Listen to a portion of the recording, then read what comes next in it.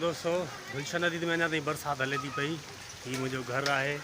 वण लॻा आहिनि, पौधा लॻा आहिनि, केॾा ख़ूबसूरत थी विया आहिनि। निम जो वणु ऐं हींअर पाणी ॾिसो जेको गलीअ में वही रहियो आहे।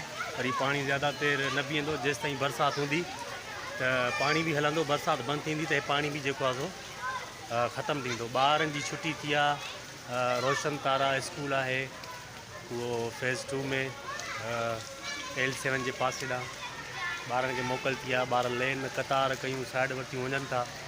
ऐं हीअ ॿार ॾिसो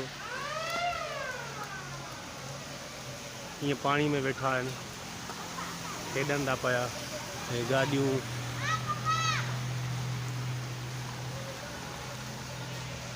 माहौल आहे।